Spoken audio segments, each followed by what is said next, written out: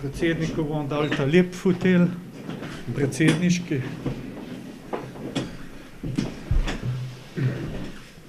Vse lepo pozdravljam. Zelo sem vesel, da je danes med nami tudi predsednik Republike Slovenije. To je prvič, da je v naših prostorih predsednik države. Bili so že predsedniki vlad, ministri, guvernerji, vendar predsednika države pa še nikdar nismo imeli in je to nam v posebno čast.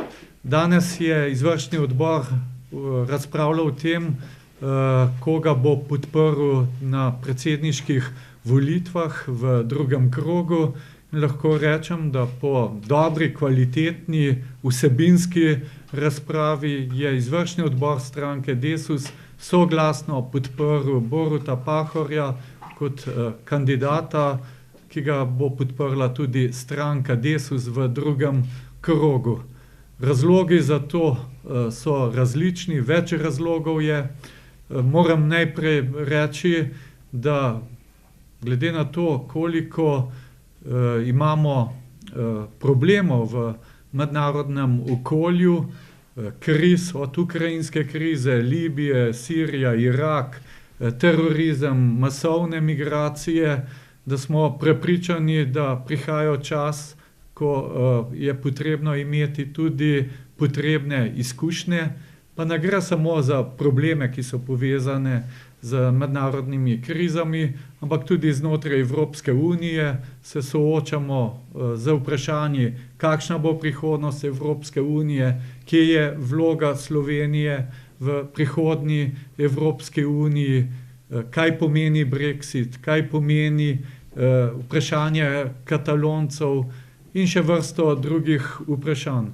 In tudi v notranje političnem prostoru ima Slovenija veliko izzivov, so določena področja, kjer bo treba nekaj premakniti, če bomo želeli, da bo država uspešna. Kar se tiče gospodarstva, v tem trenutku beležimo zelo dobre rezultate. Tudi po zaslugi predsednika republike včasih to pozabimo, da je eden pomembnih nosilcev gospodarske diplomacije.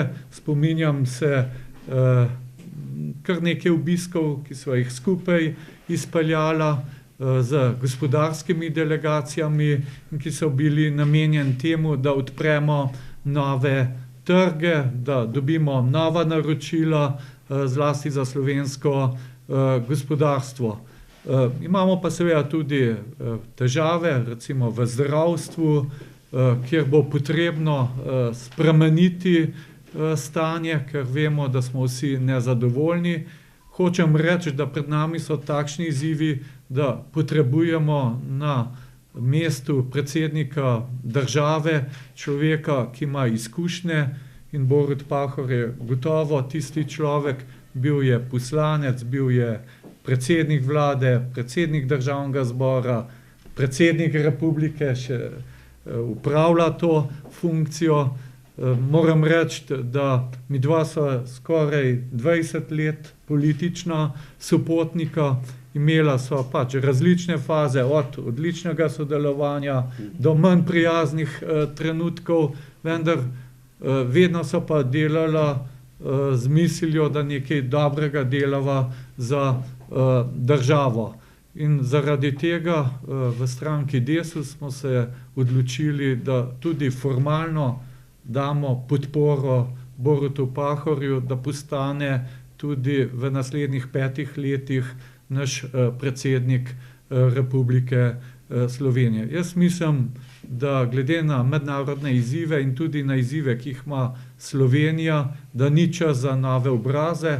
Teh novih obrazov smo v zadnjih letih kar nekaj imeli, pa vidimo, da na koncu ponavadi ne izpolnjujejo pričakovanj tistih, ki so jim omogočili, da te novi obrazi prevzemajo pomembne odgovornosti. V stranki Desus stavimo na izkušnje, na ljudi, ki imajo neko zgodovino, zato tudi seveda leti včasih več očitkov, ker če nekdo dela se seveda lahko tudi njegovo delo ocenjuje.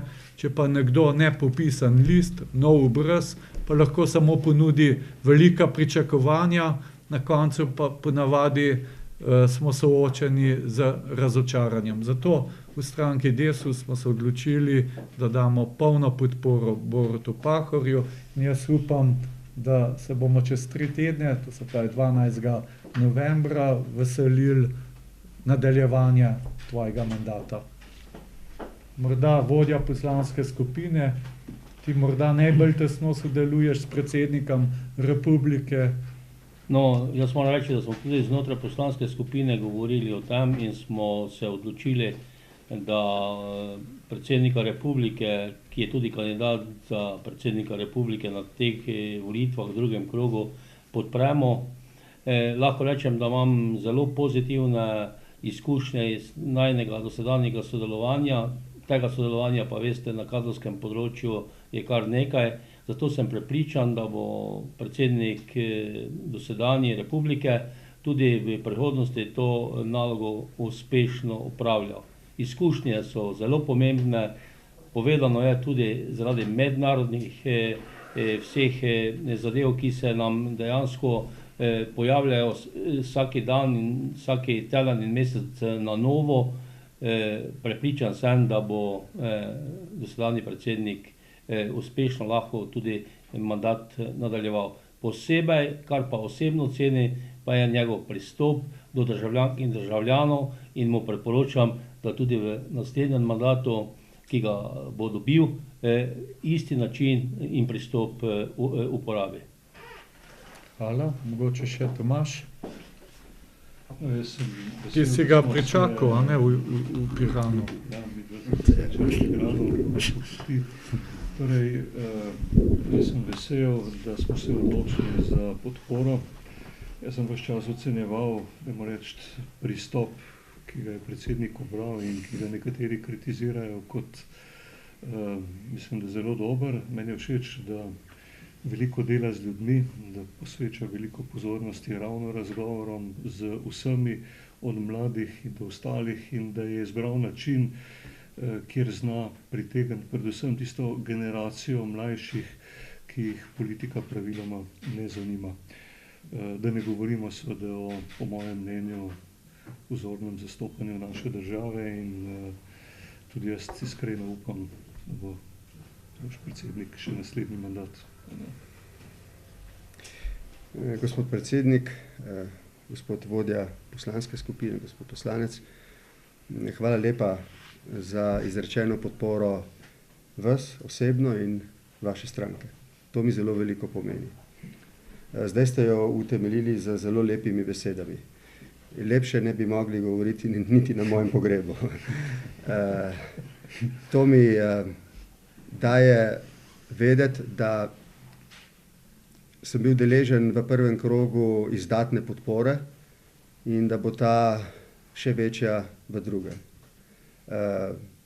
Malo da ne slutim rezultat, ki bo dal Slovencem, Sloveniji in mednarodni skupnosti vedeti, da je Slovenija stabilna država, v kateri imajo ljudje različna stališča, tako tudi voljo, vendar pa je volilni izid zelo poveden.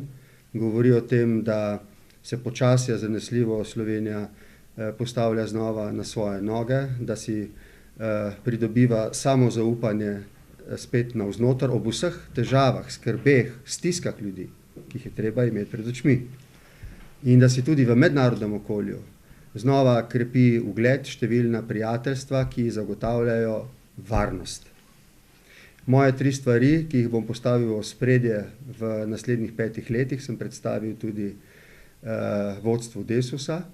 Prva in osnovna je sodelovanje in povezovanje.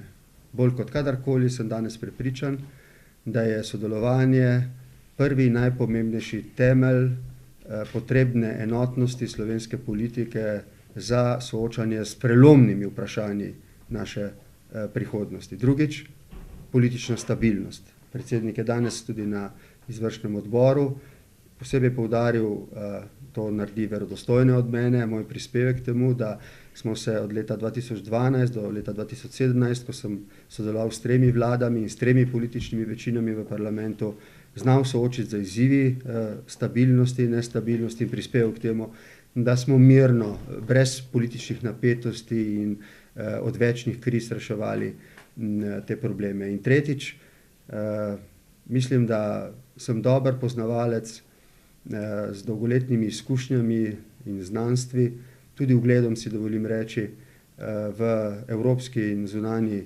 svetovni politiki, kjer lahko prispevam k temu, da ta prijateljstva, ki jih imamo, še povečamo, še poglobimo in si ustvarimo priložnost, da, s tem končujem, v naslednjih 5 letih, ki bodo prelomnega pomena za novo regrupiranje evropskih držav znotraj EU-ja, da se ohranimo v družini tistih držav, s katerimi želimo najhitreje, najuspešneje razvijati sebe in to družino. Zahvaljujem se vam za podporo, če je kakšno novinarsko vprašanje, bom rade volje odgovoril. Gospod predsednik in predsedniški kandidat, vaš sotekmovalec, gospod Šarec, je dejal, da nikogar ne bo fehtal, to so njegove besede za podporo, ker da si sam ne predstavlja, da bi bil potem, če bi bil izvoljen kot predsednik republike in bi prišel nagovoriti parlament katerikoli stranki politični dolžnik. Pa me zanima, kako to komentirate in pa mogoče kasneje še za gospoda Erjavca.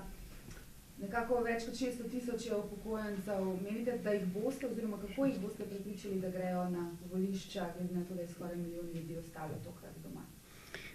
Najprej, če mi dovolite, predsednik,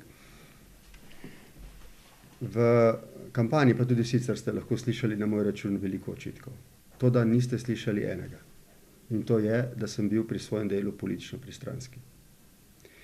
Jaz sem se trudil biti politično nevtralen in sem tudi bil politično nevtralen predsednik, ki je sodeloval z vsemi. Nikomur nisem bil nič dolžan, nihče meni ni bil nič dolžan. Mislim, da gre ali za različno razumevanje tega, kaj pomeni želja za podporo ali za kaj drugega, ampak jaz odkrito povem, da sem si in si bom prizadeval za podporo sleherne državljanke in državljana, tudi če misli različno od mene, da si bom prizadeval za podporo nevladnih organizacij, političnih strank, vseh tistih, ki lahko s svojim glasom pripomorejo k skupnemu občutku, da sem jaz predsednik, ki lahko v naslednjih 5 letih pripomore k povezovanju, politični stabilnosti, varnosti in evropski usmeritvi države. Ja, kar se tiče upokojencev, moram reči, da tisti, ki so članice in člani stranke Desus, da ti hodijo na volitve, zato tudi dosegamo dobre rezultate. Bom pa seveda pomagal tudi na ta način, ker bomo imeli v tem času tudi zbore občinskih organizacij stranke Desus, da bom tudi tam nagovarjal, naj podprejo našega predsednika Boruta Pahorja. Jutri bom na primer v Ilirski Bistrici, tam bo še več predsednikov občinskih organizacij stranke Desus iz Južne Primorske in jaz sem prepričan, da glede na današnjo odločitev izvršnega odbora stranke Desus in glede na to, da delamo na terenu, da bomo dali ta svoj prispevek. Kar se pa tiče tistih upokojencev, ki ne hodijo na volitve, in pa lahko samo to rečem, pridite, podprite Boruta Pahorja, ko bodo pa parlamentarne volitve, pa podprite še stranko Desus. Kakšno vprašanje? Ja, Mogoče, kako da ste se premislili v stranki? Prejšnjič ni bilo takšne enotnosti, ste jih zdaj kaj poklicali na odgovornost? Kaj se je dogodilo, da imate zdaj podporo za podporo gospodu? No, ko smo prvič razpravljali o predsedniških volitev, moram reči, da ni bilo enotne podpore. Mislim, da 2 člana izvršnega odbora sta imela drugačno stališče, ker je pa stranka Desus demokratična. Mi želimo vedno soglasno sprejeti tako pomembne odločitve, kot je odločitev, kdo bo predsednik Republike Slovenije. In tokrat pa moram reči, da so vsi soglasno podprli to kandidaturo in da tudi razprava in argumentacija, ki so jih dali posamezni člani izvršnega odbora, so pokazali, da je ta podpora tudi iskrena. Prav, tudi tista dva sta se premislila in sta tokrat dala podporo. Poglejte, soglasna podpora od strani stranke Desus za Boruta Pahorja, treba pa vedeti, mi smo demokratična stranka. Moja ocena je, glede na moj obisk po terenu, da lahko pričakujemo preko 80% članic in članov stranke bodo dali podporo in šli tudi na volitve. Gospod Pahor, rekli ste, da se mogoče ne boste s svojimi stališči pretirano vmešavali, pa vendar zdravstvo je izjemno pomembno in bi moralo biti prioriteta. Zdaj se že nekaj dni, sploh pa zadnje 2 dni govori o razmerah na UKC, sploh pediatrični kliniki. Imate kakšno stališče, bi radi kaj sporočili? Menite, da bi vodstvo moralo oditi, da bi vlada oziroma Milojka Kolar Celarc, torej zdravstvena ministrica, morala ukrepati? Namreč starši otrok so precej v skrbeh, kaj se tam dogaja. Najprej, glede nekaterih očitkov, da sem se glede tega vprašanja oglašal premalo, tako kot ne bi se glede večine drugih vprašanj.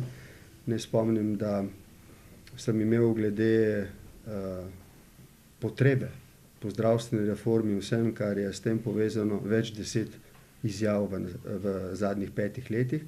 Danes pa sem z sodelavci, s katerimi sem se pogovarjal o nastalem problemu v UKC-ju, ugotovil, da sem imel v moji predsedniški pisarni 54 obiskov ali mojih obiskov v bolnicah ali torej ustanovah javnega zdravstva, kjer smo diskutirali te probleme. Torej, najprej želim odgovoriti, da sem vprašanju zdravstvenega sistema posvečal veliko pozornost. Med reformami, o katerih sem govoril, da so potrebne, pa je bila zdravstvena reforma osrednja reforma. Praktično ni mojega govora, kjer govorim o vladni politiki, ker se seveda moramo omejiti na nekatere do neke meje glede vpletanja v njeno suvereno vlogo, ni bilo govora, ni bilo razprave, ni bilo moje izjave, v kateri ne bi povedal, da je od vseh sistemov, v katerih danes javnih sistemov, v katerih ima danes država odgovornost, da noben, celo varnostni, ni tako šibak, kot je zdravstveni sistem. Da potrebuje temeljito reformo. Sam sem poskušal to storiti kot predsednik vlade z 2 zakonoma, zakonom o zdravstvenem zavarovanju in zakonom o zdravstveni dejavnosti. Vem, kako težko je te spremembe doseči, vendar žal to tudi zdaj v teh časih ni uspelo. In še eno stvar mi bi rad povedal. Med razlogi, da sem se poleti 2014 odločil, da ne bom predlagal mandatarja, ampak da bom predlagal predčasne volitve, sem kot 7. razlog navedel potrebo, da pride do konsolidacije nove vlade, ki se bo med drugim lotila prav zdravstvene reforme, ki sem jo znova ocenil kot osnovni pogoj, da se v naslednjih letih zdravstveni sistem ne zruši.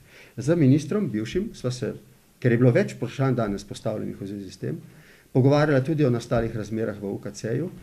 Minister sam je povedal, da predsednik republike neposredno tukaj ne more storiti nič. Vendar sem vam malo prej povedal, da kljub temu, da nima pristojnosti, lahko z določenimi ravnanji pomaga iz slepe ulice, morda s kakšnim srečanjem, in prav gotovo se bom v naslednjih dneh posvetoval, ali in kako bi lahko pomagal, če lahko pomagam, k rešitvi vprašanj. Mislim pa, da gre tukaj najprej predvsem za odgovornost samega kliničnega centra, da se končno postavi piramida jasne odgovornosti, tudi pristojnosti, ne nazadnje, in seveda potem odgovornost vlade za to, da se ta piramida potem lahko tudi oblikuje. Prosim. Še kakšno vprašanje? Če bi gospod Gantar komentiral tudi to zadevo, ne samo ekstra, to kar bo. Prosim, ja.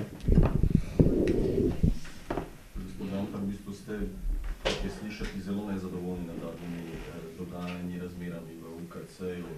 Vemo, kakšne vloge imate tudi v državnem zboru. Kaj lahko pričakujemo z vaše strani?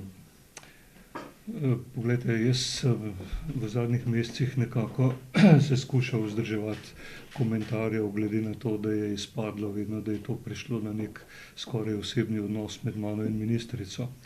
Ampak kljub vsemu, objektivno gledano so se v teh parih letih razmere v zdravstvu, kar je malo kontradiktorno ob tej silni gospodarski rasti in uspehu države na gospodarskem področju, na drugi strani silno zaostrile in poslabšale. Skoraj 500 000 čakajočih, pa več tisoč kritičnih bolnikov, ki čakajo na vse to, razmere v UKC-ju, razmere glede financiranja in financ v javnih zavodih. Zdaj vemo, da opozarjajo tudi zdravstveni domovi, ki so vedno uspešno poslovali, tudi v času krize. Pač pričajo o tem, da so bile sprejete napačne poteze ali pa niso bile sprejete nobene rešitve, da so bile sprejemane napačne prioritete. In jaz mislim, da smo zdaj v fazi, kjer tudi predsednik vlade s svojo neomajno podporo ministrici pač prevzema odgovornost, na kar smo tudi v naši stranki opozarjali. Bili smo kritični do njenega dela. In izgovori sedanji, tudi ministrice, seveda, da je odgovorno vodstvo UKC-ja, pač težko zdržijo kriterije, glede na to, da praktično je izvedla, če malo grobo rečem, kadrovski cunami v vseh svetih zavodov, tudi pri menjavah direktorjev, da je ne nazadnje seveda tudi lastnik država in upravlja z njimi preko svetov zavodov ministrstvo, da so razmere jasne že nekaj let, odkar je prišlo poročilo o delu tudi na UKC-ju, in da tu tiščati glavo v pesek in prelagati odgovornost ponovno na vodstvo in zahtevati nova poročila enostavno je neodgovorno. In tu jaz še vedno pričakujem od predsednika vlade, da bo moral sprejeti prave odločitve, ker nadaljne razmere v tej smeri pomenijo dejansko zlom javnega zdravstvenega sistema. Hvala lepa. Hvala.